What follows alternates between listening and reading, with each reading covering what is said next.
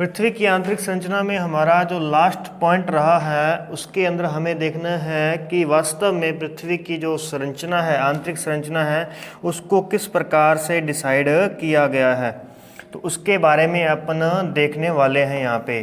तो चलिए कुछ इस प्रकार से हम देखते हैं पृथ्वी को, और पृथ्वी का हम आंतरिक पॉइंट देखने जा रहे हैं। तो यहाँ पर आप देखेंगे कि ये हमारे पास में ऊपर का सरफेस आ चुका है जिसे हम महाद्वीप कहेंगे।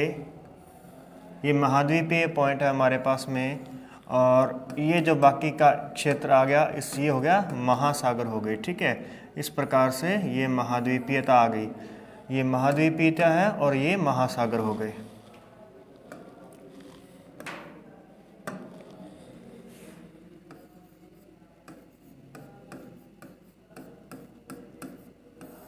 महासागर और ये हो गए महाद्वीप। अब देखिएगा जरा, ये महाद्वीप जो है, महाद्वीपीय जो महाद्वीपीय तो होती है, तो ये किस में आती है? ये ऊपरी क्रस्ट में आती है, इसे भूपर्पटी में आती है, ये भूपर्पटी में आती है। तो देखिए भूपर्पटी जो है वो इस प्रकार से, ये जो क्षेत्र रहेगा हमारे पास में, इसे हम कहेंगे क्रस्ट। इसे क्या कहते हैं? क्रस्ट कहते हैं, भूपर्पटी कहा जाता है, भूपर्पटी, इसे भूपर्पटी कहते हैं। उसके बाद में सेकंड जो हमारे पास में आएगा, दूसरा जो हमारे पास में आएगा, ये होता है मेंटल, मेंटल। ठीक है, और इसे कहते हैं प्रावार, ये होता है प्रावार होता है ये वाला। और थर्ड जो हमारा पार्टीशन है ये है कोर, जिसे कहेंगे क्रोड, भूक्रोड कहा जाता है जिसे। ठीक है, तो ये हो गया हमारे पास में 3 पार्टीशन हमने देख लिए हैं। इस प्रकार से ये अपने घनत्व और आयतन, अपने द्रव्यमान के कारण 3 हिस्सों में हमने इसको बांट दिया है। इसी क्षेत्र को ही हम क्या कह देंगे? इसे हम कह देंगे सियाल। ये क्या कहलाएगा? सियाल। इसे क्या कहेंगे? सीमा, ये कहलाएगी सीमा। और इसे कहेंगे नीफे, ये हो गया नीफे। तो सियाल, सीमा, नीफे जो रासायनिक वर्गीकरण किया गया था वह स्वेस के द्वारा, उसी के अकॉर्डिंग यहाँ पे क्रस्ट, मेंटल और कोर, ये 3 इसके पार्टीशन हैं। अब इनको अलग करने वाला, यानी कि क्रस्ट और मेंटल को अलग करने वाला जो हमें जिसने बताया था वो था मोहोवियन था, जिस कारण से इसे कहते हैं मोहो असंबंधता, मोहो असंबंधता, मोहोविच असंबंधता भी कहते हैं यहाँ पे। ठीक है, और जो यहाँ पर है हमारे पास में, ये इसको जो अलग किया था वो था गुटेनबर्ग। वो कौन था? गुटेनबर्ग। तो ये गुटेनबर्ग असंबंधता कहते हैं इस क्षेत्र को, जो कि मेंटल और कोर को अलग करेगी, और जो क्रस्ट और मेंटल को अलग करेगी उसे कहते हैं मोहो असंबंधता, गुटेनबर्ग। तो ये गुटेनबर्ग हो गया। ओके, इसके बाद देखिए जरा, इसके बाद इस जो हमारी ऊपर की जो क्रस्ट है, जो हमारे ऊपर क्रस्ट है, इसको भी आगे 2 भागों में डिवाइड किया गया है, इसे भी आगे 2 भागों में डिवाइड किया गया है। और इसकी जो गहराई है ये है 90 किलोमीटर तक, और ये है 35 किलोमीटर, यानी 35 किलोमीटर के पास इसको एक और भाग में बांट दिया गया, यहाँ पर एक और भाग में बांट दिया गया। और ये कहलाएगा हमारे पास में, ये जो इसकी चट्टानों के आधार पर इसे क्रस्ट को 2 भागों में बांटा गया है, जो एक कहलाएगा ऊपरी क्रस्ट और एक कहलाएगा निचली क्रस्ट। ठीक है, ऊपरी क्रस्ट और निचली क्रस्ट कहलाएगी। अब ये जो संबंध बताया है, तो ये किसने बताया? ये बताया है कोनार्ड के द्वारा। ये किसके द्वारा बताया गया है? कोनार्ड के द्वारा बताया गया है। तो इसे कहते हैं कोनार्ड असंबंधता। अब यहाँ पर ऐसे क्यों बताया गया है? तो देखेंगे पहले कि ये ऊपर वाला जो हिस्सा है, जो ऊपरी कोनार्ड की संबंधता से जो ऊपर है, जो महाद्वीप बने हैं, ये किसके बने हैं? तो ये है ग्रेनाइट के, किसके? ग्रेनाइट चट्टानों से बने हैं, ग्रेनाइट चट्टानों से। और जो यहाँ पे है ये मिलेंगे हमें बेसाल्ट चट्टानों से, बेसाल्ट क्रम की जो चट्टानें हैं। देखिएगा यहाँ आग्नेय चट्टानें जो हैं, आग्नेय हम देखेंगे जो ज्वालामुखी उत्पन्न होंगे वो 2 प्रकार के होंगे।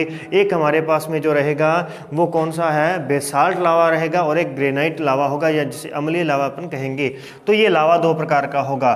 तो इस प्रकार से चट्टानें यहाँ पे ग्रेनाइट चट्टानें होती है और नीचे बेसाल्ट हार्ड चट्टानें होती हैं और इनका जो घनत्व होता है वो भी अलग होता है। घनत्व के आधार पर भी इसको अलग अलग भागों में बांटा गया है। तो यहाँ पर देखेंगे कि इसका जो घनत्व है हमारे पास में, जो महाद्वीपीयता है, इसका घनत्व 2.7 ग्राम पर वर्ग यानी कि घन सेंटीमीटर में आता है और ये रहेगा 3.0 से लेकर के 3.0 से 3.1 तक रहेगा, 3.1 तक रहेगा। तो ये इसका जो है निचली क्रस्ट का जो घनत्व है, इस प्रकार से घनत्व के कारण इसको दो भागों में बांट दिया गया है।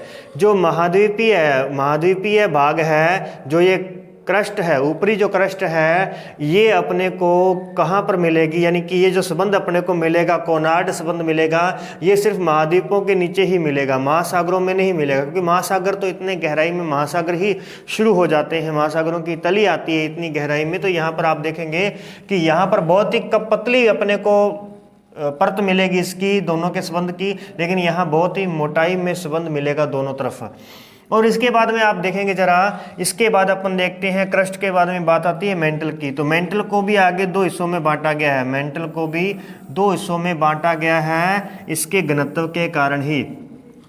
तो इसको बांटने वाला जो है वो है रेपिट, उसका नाम है रेपिट। तो इसे कहते हैं रेपिट असंबंधता, रेपिट असंबंधता कहलाती है। और इसी प्रकार से कोर को भी दो भागों में बांटा जाएगा, जिसमें एक आउटर कोर और इनर कोर कहेंगे अपन, जिसको बाहरी क्रोड और आंतरिक क्रोड कहा जाएगा। ये जो संबंध डिसाइड किया जाता है तो ये किया जाता है लेहमैन के द्वारा, लेहमैन के द्वारा ये संबंध यहाँ पे डिसाइड किया जाता है। तो अब ध्यान रखिएगा, पृथ्वी की आंतरिक संरचना में आप देखेंगे कि क्रस्ट, ऊपरी क्रस्ट, निचली क्रस्ट, मेंटल, ऊपरी मेंटल, निचला मेंटल, फिर कोर, ऊपरी कोर और आंतरिक कोर हो जाएगी। ठीक है, तो इस प्रकार से 5 हमें संबंध मिलेंगे, 5 असंबंधता मिलेगी। पहली है कोनार्ड की असंबंधता, दूसरी है मोहो की असंबंधता, तीसरी है हमारे पास में रेपिट की असंबंधता, उसके बाद में आती है गुटेनबर्ग और गुटेनबर्ग के बाद में आती है लेहमैन। तो ये आगे लेहमैन की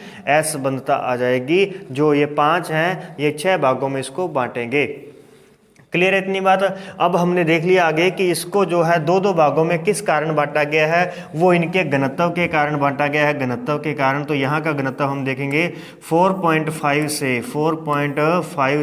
5.5 तक है, और यहाँ पर मिलेगा हमें 5.5 से 7.5 तक का घनत्व मिलेगा। उसके बाद में मिलेगा 8 से 11, 8 से 11 और 11 से 13।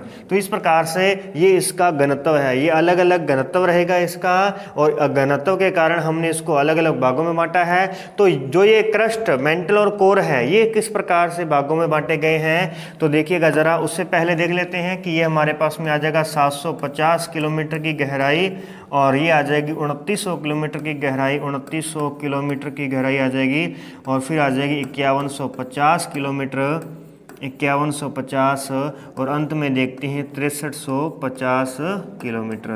तो ये देखिए, तो ये आपके पास में गहराई आ गई, और गहराई के साथ साथ में हमने देख लिया इनका डिवाइडेशन देख लिया है। ये जो हमारे पास में क्रस्ट है, सियाल है, यानी कि सिलिका प्लस एल्यूमिनियम है, सिलिका प्लस मैग्नीशियम और निकल प्लस फेरम हो गया। और यहाँ पर आप देखेंगे, यहीं पर आप ध्यान रखेंगे एक बात कि ये जो हमारे क्रस्ट है, तो इस क्रस्ट के अंदर संपूर्ण पृथ्वी का जो भी आयतन है और या फिर द्रव्यमान है, जो भी द्रव्यमान है, तो उसका क्या प्रतिशत रहेगा देखते हैं। द्रव्यमान और आयतन का क्या प्रतिशत है, तो यहाँ पर आप देखेंगे 1% आयतन है और 1% क्या रहेगा, द्रव्यमान रहेगा। यहाँ पर देखेंगे तो आपको मिलेगा 68% इसका आयतन, और 83% हमें यहाँ पे मिलेगा द्रव्यमान। और यहाँ पर बात करते हैं तो ये चलेगा हमारे पास में 31% जो है इसका आयतन, यानी संपूर्ण पृथ्वी का जो आयतन है, उस आयतन का कितना हिस्सा कोर में है, तो 31% हिस्सा कोर में है, 68% हिस्सा मेंटल में है, और 1% हिस्सा कहाँ मिलेगा अपने को, ऊपर भूपर पट्टी पर मिलेगा। और ऐसे ही यहाँ पर देखेंगे तो यहाँ पर कितना मिलेगा, 16% द्रव्यमान, जो पूरी पृथ्वी का द्रव्यमान है उसका 16% हिस्सा किसके पास में है, कोर के पास में है। और 83% जो हिस्सा है वो मेंटल के पास में है। मेंटल यानी ये जो बीच का हिस्सा है 100 किलोमीटर से लेकर के 2900 किलोमीटर तक का एरिया, यानी ये बीच का 2800 किलोमीटर का एरिया जो है ये सबसे बड़ा एरिया है मेंटल का। क्योंकि ऊपर की बात करोगे तो ये तो सिर्फ 100 किलोमीटर की ही परत है, जो भूपरपट्टी है ये केवल 100 किलोमीटर की ही परत है। और जबकि ये बीच वाली जो परत है मेंटल, तो ये पूरी की पूरी कितनी कहलाएगी, 2800 किलोमीटर की मोटाई वाली ये परत कहलाएगी। और उसके बाद में आप देखोगे तो ये लगभग 3000 हो गया, तो 3000 से 3000 तो ये बन गया हमारे पास में 3000 का, यह बन गया नीचे वाला, ठीक है। तो ये बन गया अपने पास में लगभग कितना, 3400 किलोमीटर का, 3400 किलोमीटर की ये क्षेत्र बन गया। तो ये क्षेत्र 3400 किलोमीटर का है, ये 2800 किलोमीटर का है, और ये अपने पास में सिर्फ 100 किलोमीटर का क्षेत्र है। तो इस प्रकार से यहाँ पर आप देखेंगे तो इसका जो पूरा आयतन था, तो आयतन का 1% हिस्सा ही अपने को क्रस्ट में मिलेगा, और द्रव्यमान का भी 1% हिस्सा ही क्रस्ट में देखने को मिलेगा। तो इस प्रकार से आपने देखा कि हमने इसके जो अलग अलग भाग किए हैं। पहले सबसे मुख्य भाग पढ़ने हैं आपको। मुख्य भाग कौन कौन से आ जाएंगे, तो मुख्य भाग आगे हैं क्रस्ट यानी कि भूपरपट्टी, दूसरा है हमारे पास में मेंटल यानी कि प्रावार, तीसरा है हमारे पास में कोर यानी कि क्रोड, भूक्रोड जिसे अपन कहेंगे। ये हो गए पहले। तो इसके 3 पॉइंट आप देखोगे तो अपन 3 हिस्सों में इसको बांट देंगे। तो ये हमारे पास में 3 हिस्सों में हमने इसको क्या कर दिया, बांट दिया पूरा का पूरा। एक हमारे पास यहाँ पर हो गया, दूसरा इस क्षेत्र में हो गया, और अब आप अच्छे तरीके से देख पा रहे हैं कि यहाँ कितने हिस्से हो चुके हैं, अपने पास में 3 हिस्से हो चुके हैं। उसके बाद में अब इन तीनों को बांटा किसने है, तो देखिए एक तो मोहो ने बांटा है, मोहो असबंधता कहलाएगी, और एक गुटेनबर्ग कहलाएगी, गुटेनबर्ग असबंधता कहलाएगी। तो 2 हिस्से करेंगे तो ये ऑटोमेटिक ही 3 हिस्सों में बट जाएगी। अब इन तीनों को अलग अलग बांटने का कारण वो ये है कि इसका आयतन द्रव्यमान जो है वो इसका प्रतिशत रहेगा।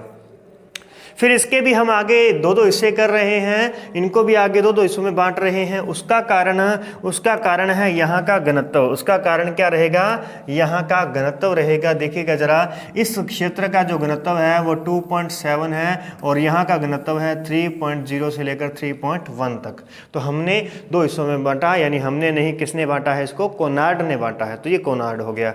और इसी प्रकार से यहाँ पर भी आप देखोगे 4.5 से लेकर के 5.5 ये इसका घनत्व है, और ये 5.5 से लेकर के 7.5 तक का हिस्सा जो किसका है, नीचे दूसरा आ जाएगा, निचला, जिसे हम कहेंगे निचला प्रवार कहेंगे, निम्न मेंटल कहेंगे, ठीक है। इसको क्या कहेंगे, निम्न मेंटल कहेंगे।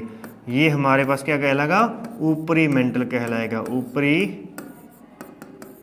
मेंटल कहलाएगा। और इसी प्रकार से इसे कहेंगे बाहरी क्रोड कहेंगे, बाहरी क्रोड कहेंगे, और ये कहलाएगा आंतरिक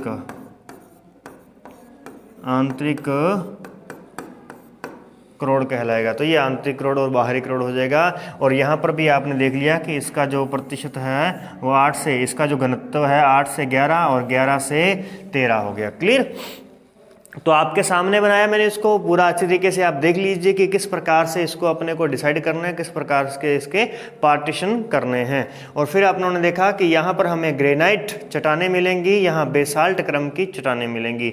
और जब हम इसके बारे में और चर्चा करते हैं तो ध्यान रखिएगा कि जो महाद्वीपीय मोटाई जो हमें मिलेगी, जो क्रस्ट है, जो भूपरपट्टी है, तो भूपरपट्टी की सबसे अधिक मोटाई कहाँ मिलेगी, सबसे अधिक मोटाई कहाँ मिलेगी, तो सबसे अधिक मोटाई हमें मिलेगी महाद्वीपों में मिलेगी। कहाँ, महाद्वीपों में मिलेगी। महासागरों में तो मोटाई बहुत ही कम रह जाती है। तो इसलिए पहली बात तो ये ध्यान रखना, ठीक है ना, महाद्वीपों में अधिक मोटाई कहलाएगी। और सबसे अधिक मोटाई अगर महाद्वीपों में हम देखें तो कहाँ मिलती है, तो सबसे अधिक मोटाई हमें कहाँ मिलेगी, तो ये आता है इदो बेथोलिथ, एक स्थान है इदो बेथोलिस, इदो बेथोलिस इदोबैथोलिथ एक स्थान है जो कि यूएसए के अंदर है और जहां पर महाद्वीपीय की मोटाई कितनी है 70 किलोमीटर है। 70 किलोमीटर यहाँ पर इसकी मोटाई आपको देखने को मिलेगी। किसकी मोटाई? क्रस्ट की मोटाई। ये किसकी मोटाई है? क्रस्ट की मोटाई है जो इस इतने क्षेत्र में अपने को देखने को मिलती है। और बाकी हमने इसके बारे में चर्चा कर ली थी कि हमने आंतरिक संरचना के लिए इसके प्राकृतिक और अप्राकृतिक स्रोतों को देख लिया था और ये था हमारा लास्ट का छोटा सा पॉइंट। इसके बाद हम नेक्स्ट क्लास के अंदर कोई नए टॉपिक के साथ में फिर से मिलेंगे। तब तक के लिए नमस्कार। वीडियो को लाइक, चैनल को सब्सक्राइब और कमेंट सेक्शन में अपने डाउट बताना मत भूलिएगा।